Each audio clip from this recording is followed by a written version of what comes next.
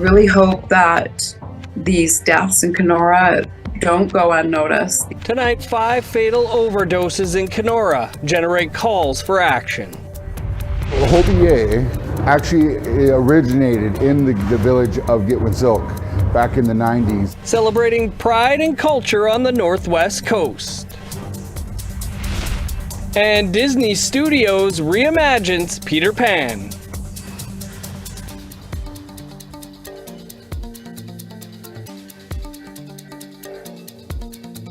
Good evening, I'm Dennis Ward. Welcome to APTN National News. We begin tonight in northwestern Ontario, where Kenora nonprofit groups are calling for more action to help the city's unhoused population. They say permanent shelter and support for mental health are desperately needed after 5 overdose deaths happened in just 2 months. APTN's Sav Jones and Tamara Pimentel traveled to Kenora to hear their stories. Among the tourists and bustling downtown streets of Kenora, Ontario, are the unhoused. Those living on the streets say they feel shamed by the rest of the community, making it difficult to access basic needs like housing and medical care. APTN News met with people experiencing issues firsthand. But what brought us here was the overdose deaths of multiple people in just 8 weeks. 24-year-old Benjamin Littletree O'Cheek died on January 19th this year. He was a really nice kid, though. Like, he really looked after the underdogs. He was an incredible athlete. His mother, Marguerite Hunt, lives in Victoria, BC. She says she spoke with her son 5 days before he died, but found out about his death through Facebook. Hunt says Littletree moved back to Kenora with family in 2019 before living on the streets. He came into the world with a lot of trauma. Unfortunately, his dad and I were both 60 scoopers, and I feel like now that I had to sit with everything and sit with his death, looking back on who he was as a little person and how he had to deal with 2 parents that had no idea how to really self-regulate their own trauma. She says racism and intergenerational trauma led to Littletree facing addictions, then homelessness. Our country's inherent racism towards Aboriginal people, and not just Aboriginal people, but addicts, people in poverty. Canada just really wants to just hide that away. We're friendly here, we're kind, but we don't want to talk about the history. Kenora, Ontario Provincial Police responded to Littletree's death. He was found unresponsive behind the ticket booth for MS Kenora, a local tourist boat that operates in the summer.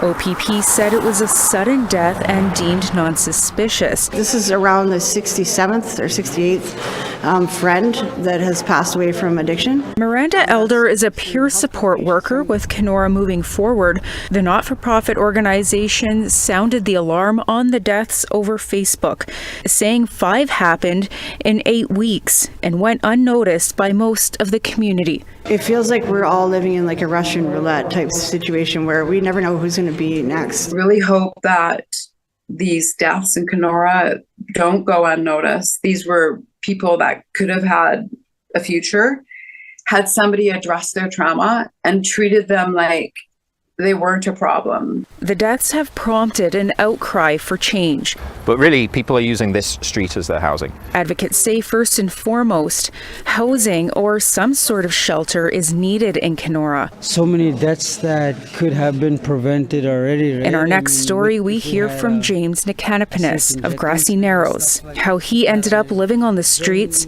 and his constant struggle to put a roof over his head. My last known fixed address would be the Kenora District Jail or just out here on the street.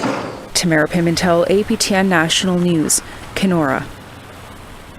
Important story there. You can catch part 2 of this series in Kenora here tomorrow night. Was your community experiencing similar issues? We'd like to hear from you. You can reach out by sending your emails to news@aptn.ca. You can also find us on Facebook, Twitter, Instagram, YouTube, and TikTok. On Tuesday, the Wolastoqey chiefs announced a partnership with a large forestry company in New Brunswick. This happened despite the company being named in a lawsuit over First Nations title to a large chunk of the province. The chiefs say the agreement is one step towards a settlement. Angel Moore reports from Fredericton. It is clear signal that what we are asking of companies, of crown corporations, and of the provincial government is not unreasonable. Chief Alan Polchis of Zdunsig, St. Mary's First Nation, is talking about reclaiming traditional lands, and it's why the Wolastoqey Nation announced a memorandum of understanding with a foreign-based forestry company. AV Group of New Brunswick's parent company is based in India. It employs over 15,000 people in New Brunswick and manages about 750,000 hectares of woodlands. Chief Patricia Bernard hopes the agreement changes the way business is done in New Brunswick. Not only to other forestry companies, but to all other companies who wish to sort of do business within this province. It isn't just the provincial crown you have to sort of build a relationship with. It's the original inhabitants of this land. The agreement includes forestry management, including Indigenous knowledge, economic opportunities, and a transfer of private land currently held by the AV Group. Government Relations Director Mike Legier says it's unclear how much land they will return to the Wolastoqey Nation. The portions that will be given back depends on the results of the engagement with the communities. What are the cultural sensitive sites that they feel are important to them? So we don't have a number yet on that. Meanwhile, AV Group is one of 6 forestry companies named in a lawsuit filed by the Wolastoqey chiefs in 2021, seeking Aboriginal title to their traditional territory. Chief Ross Purley of Nugudkuk, Tobic First Nation, says the MOU does not change the lawsuit. It remains true that AV Group is a defendant of the latest version of the title claim that the Wolastoqey chiefs filed in November of 2021. This MOU is a step towards resolving some of the allegations the chiefs have made in that claim. This is a company that has shown its willingness to work in partnership with our nation. The province and New Brunswick Power are also named in the suit. Alicia Bartlett, spokesperson for Aboriginal Affairs, had this to say about the MOU in an emailed statement. The province supports private companies working in partnership with First Nations, including the AV Group's interest in partnering and developing a more formal relationship with the Wolastoqey. Bernard hopes the MOU will lead to a settlement. I mean, negotiation is always better than litigation. It's just it takes 2 people willing to sit down to negotiate these things, and there has to be some reconciliation. There has to be acknowledgement. The chiefs say they are not in talks with any other forestry companies, but would welcome discussions. Angel Moore, APTN National News, Fredericton, New Brunswick. A group of environmentalists gathered outside federal court in downtown Ottawa Wednesday. They were there in support of a court case that challenges federal approval of an oil project off the coast of Newfoundland. Mi'kmaq First Nations in New Brunswick are also against the project. APTN's Fraser Needham has more. A small group of demonstrators gathered outside federal court in downtown Ottawa early Wednesday morning. Sierra Club Canada sponsored the protest and is one of the organizations challenging the government's approval of Bay du Nord. It's an oil exploration development off the coast of Newfoundland by a Norwegian-owned company called Equinor. Connor Curtis of Sierra says Canada is simply not equipped to handle a potential oil spill a project like this could produce.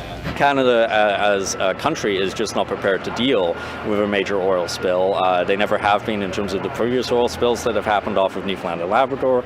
And if there were to be a major oil spill, the technology that would be needed to deal with that spill could take anywhere from 18 to 36 days just to get on site, let alone actually capping that.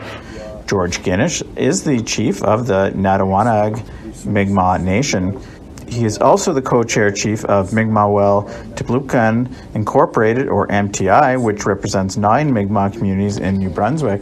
Guinish says they are concerned about what a potential oil spill could do to salmon stocks. The downstream impacts can be huge. I mean, we look at, I guess the horror stories like the Gulf of Mexico, the oil blowout there, things like that, they really, it concerns us. He says MTI is also frustrated that once again First Nations were not properly consulted. And we've had this happen too many times in the past where government, will come to us at late in the game without adequate resources for full consultation. Here's a few dollars for a tabletop. Let's do something really quick that will address your concerns. It doesn't. Meanwhile, Curtis says those who see the Trudeau government as green friendly may want to think again. I don't think you can call yourself green and at the same time be developing new oil projects. There just isn't the room for it. And a colleague and a researcher actually who's done research on this said at one point that talking about green oil is like talking about filtered cigarettes. They both cause cancer. There's no room for them if you want to avoid that. And in this case, the cancer is climate change. After demonstrating in front of federal court, the group moved on to the Norwegian embassy a few blocks away. Fraser Needham, APTN National News, Ottawa. Time to step aside for a quick break. Coming up, huge crowds gather for a big celebration. I am very, very happy that this has happened to us.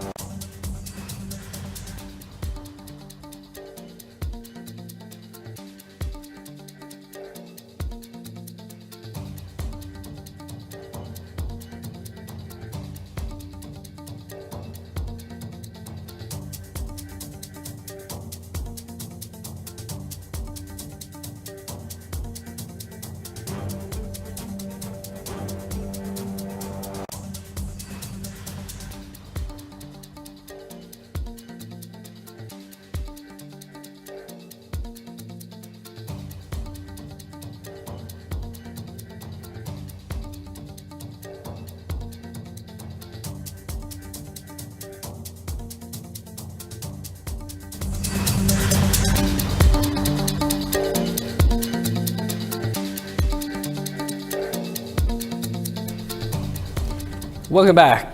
Niska community celebrated Hobier in northern BC this past weekend. It's an annual event welcoming the new harvest season. Dance groups came from all over the north to share their songs and culture. APTN's Lee Wilson was there. Ska communities came together to celebrate Hobier in the village of Lac aux Apes. All dance and cultural groups, dressed in regalia, drum their way into the community center and a grand entry. Samugit La, a Niska house chief, is excited for Hobier to showcase their culture. I am very, very happy that this has happened to us. We've been able to bring back part of our culture, and we're still doing so. We're going to continue bringing back as much as we can. He says that in the olden days, large groups would travel to the Nass Valley to harvest oolakins, a small fatty fish important to many nations on BC's coast. Years ago, we used to have friends here to come visit us every year. About this time, about 5,000 to 10,000 people would come here just for the oolakin. Hobier is now an annual event celebrating the new harvesting season. Skahatsagon shared that the cultural event, as we see it now, originated in his Niska community, Gitwansilk. Hobier actually originated in the village of Gitwansilk back in the 90s as an actual event to celebrate the upcoming moon, the harvesting season, and as a way to express ourselves culturally. He added that this time of year, it is a Niska belief to look up at the crescent moon and watch if it's facing up or down. It can signal a good harvesting season, and they can share their preserves and celebrate. It's like this, when it's shaped like a hobby, a spoon, it correlates that we're going to have a great year. So we're going to have great fishing, great oolakin season, berries, hunting, all these little harvesting things that we do throughout the year. Lac aux Apes culture dancers performed a peace song for a group from Scotland in attendance. The National Museum of Scotland will repatriate a totem back to Niska lands later this year. Niska honored their longtime cultural directors, as well as cheering on their children and youth who fearlessly perform in front of the large crowds. So learning that knowledge is not only a big undertaking, but it's really fulfilling as well, because you get to see all the kids give it their all, from the oldest elder to the youngest kid, just out there giving it their all, showing who they really are. Kingold cultural dancers shook the building with a powerful performance. Their director, Sam Nelson Peel, says that is how their late elder, Rufus Watts, encouraged them to perform. We tend to sing from our stomach. That's where all the power comes from. And in turn, he also said to dance and sing loud enough so that they hear you on the other side and that you shake the earth as you do it. Skahatsagon shared 10 years ago, their nation did a survey and found there were only 3 or 4% of fluent Niska speakers left. The language programs and cultural groups are a big part of passing down Niska culture. More youth integrated into the language, with not just at school or at cultural events, but at home now. And it's used more often, and it's become the new normal for our youth to be able to understand our language when we're speaking to them, when we're singing, what we're singing, and all that stuff. It's been hugely beneficial for our youth. Lee Wilson, APTN National News, Lac aux Apes. Beautiful stories coming from the Niska communities this week. Thanks for those, Lee. Authentic Indigenous representation is becoming a bigger priority for film production companies. That's according to the Cree actress starring as warrior princess Tiger Lily in Disney's remake of Peter, Pan and Wendy. The trailer for the film was released yesterday and gives us a sneak peek of the upcoming April release. APTN's Leanne Sanders has more.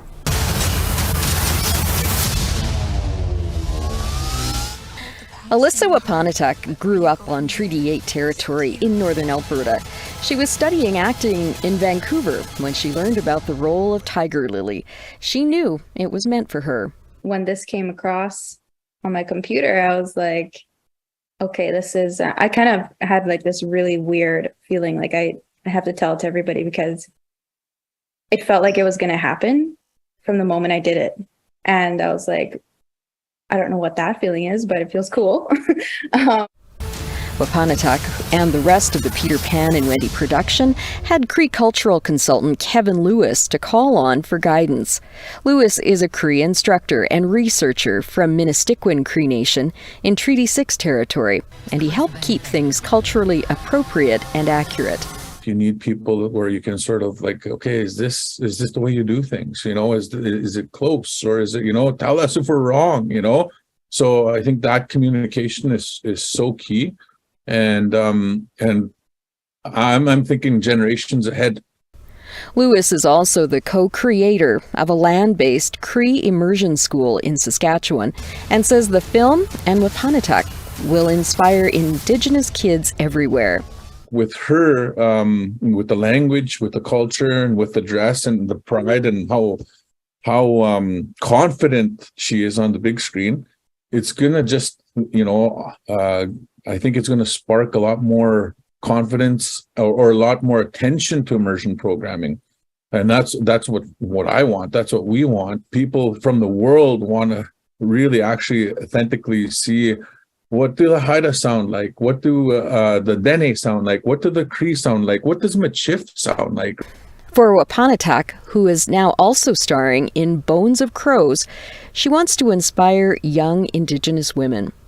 I really hope that they could have some hope, that they could see that even though there's still all these issues going on in society, in the world, that things are looking up for us, and that you're not alone in this process, and that someone like me, I played this role, but I didn't start out, I didn't start out like a big actress. I didn't have every opportunity. It was a lot of hard work.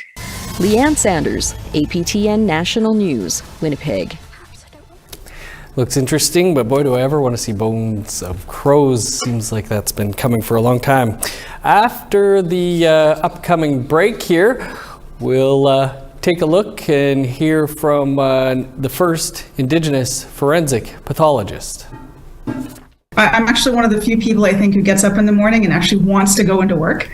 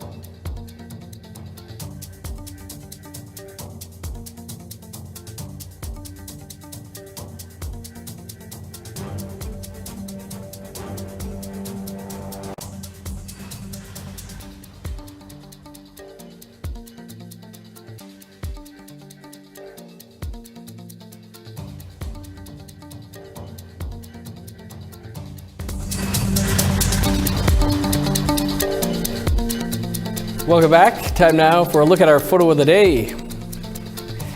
This is the ice road leading to the Métis community of Île-à-la-Crosse, Saskatchewan. It was taken with a drone last week by Matt LeMay. Beautiful shot, Matt, who says it was minus 35 that day, a balmy day.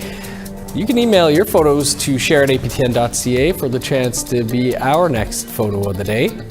Now let's take a look at tomorrow's weather forecast.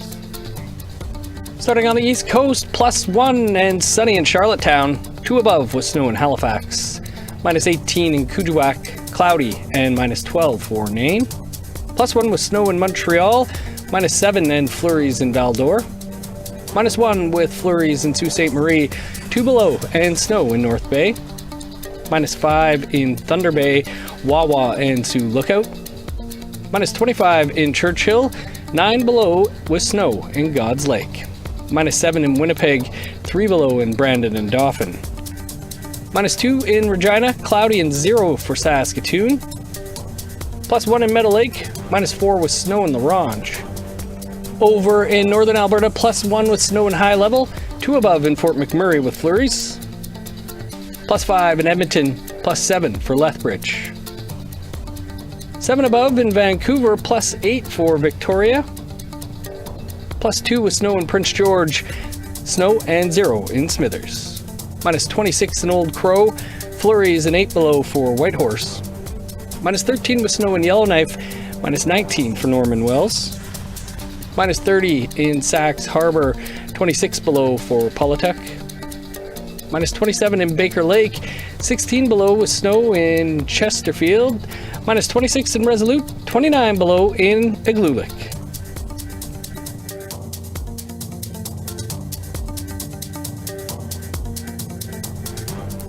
Earlier today on this week's episode of In Focus, we looked at some Indigenous firsts, from astronauts to the Governor General of Canada. We spoke with Indigenous peoples making history. I dreamed about being an astronaut when I was about 8 years old, but I never thought it was something I could do until I was in test pilot school and realized that the people I used to watch on TV, I was in the same school, the exact same thing. So if they could do it, why not me? I'm actually one of the few people I think who gets up in the morning and actually wants to go into work. You know, there's some days where I'm in the morgue and I'm doing autopsies, and there's other days where I testify in court as an expert witness, and I've recently been appointed to the National Advisory Committee on Residential Schools, Missing Children, and Unmarked Burials. My upbringing is very significant to me, and it plays a role in my life every day, because I come from a family, like my mother was an Inuk, and my grandmother was also an Inuk, and they only spoke Inuktitut. They played a very significant role because on a day-to-day level, we learned the Inuit culture and language. My father taught us to survive out on the land as he was taught by Inuit when he first went to the Arctic. How do you think your Indigenous perspective informs the work that you do? I think it's how I show up. I think is the leadership approach, and I think really that is grounded on, you know, something I learned from certainly my Indigenous grandmother and my mother was, you know, a certain level of humility, that we're all equal. And you can watch that entire episode of In Focus and much, much more over on our website, aptnnews.ca. That's all the time we have for your APTN National News for this Wednesday. You can also download the APTN News app to make sure that you never miss a story. I'm Dennis Ward. Thanks for being with us. We'll see you back here tomorrow.